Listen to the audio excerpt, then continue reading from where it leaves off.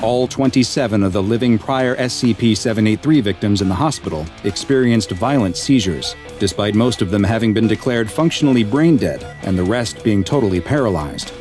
Also concurrent with the attack was a seismic event on the outskirts of town, and the details revealed by this event were both illuminating and extremely disturbing. Foundation personnel were dispatched to the site of the seismic activity to investigate and determine if it was connected to SCP-783 in any way.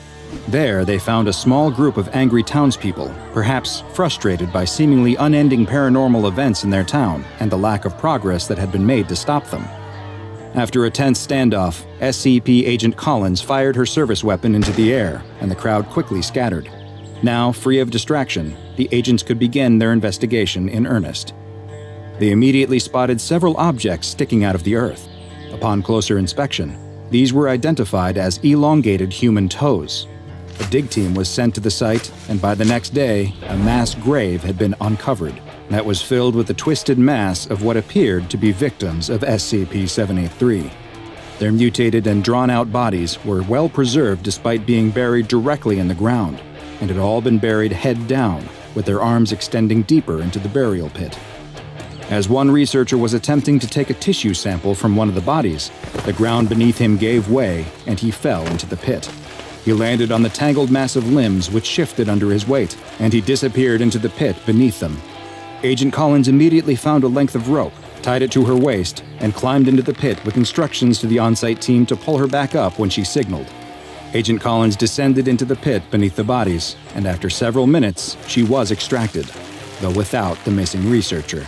At debriefing, she described how she found an anomalous location under the ground beneath 783's victims' corpses, and she was so rattled by what she saw that she was granted a temporary leave of absence.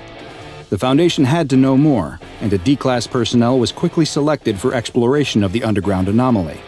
D-2172 was equipped with audio and video recording equipment, along with several scientific measurement tools, as well as a firearm, and was lowered down into the pit via crane.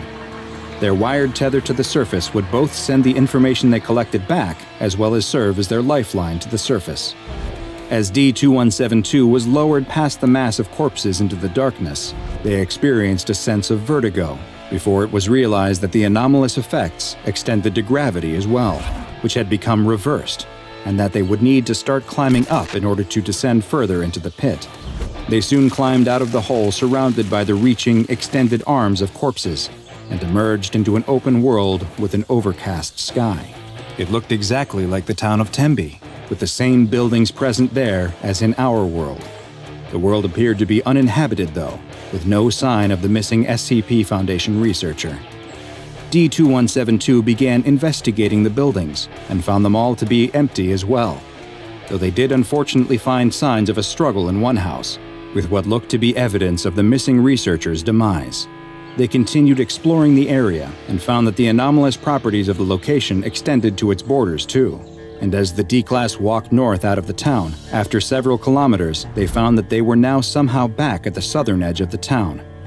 D-2172 was ordered to return to the entry point, but as they walked, they were suddenly impeded by the deformed body of an SCP-783 victim that stretched across the road in front of them. D-2172 drew and fired their weapon at the entity, but it didn't react, and they were forced to retreat into the nearby woods. After several minutes, they stopped to rest when they spotted something else. In the distance, the D-Class saw what looked to be a giant white birch tree, and it was coming towards them. As the living tree approached, it became clear that it wasn't a tree at all. What looked like branches were extended bony fingers that it was using to walk. The long, branch-like fingers were coming out of the top of the tree, where D-2172 could see their origin. These branches were the elongated fingers of the missing SCP Foundation researcher. D-2172 turned to run as the giant living tree chased them back into the town, firing their weapon at the creature whenever they had the chance, but was unable to stop it.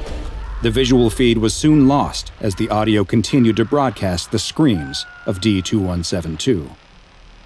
But this wasn't the end of the expedition. The on-site team was surprised to witness after several hours that the tether was pulled on twice, the signal that it should be reeled in.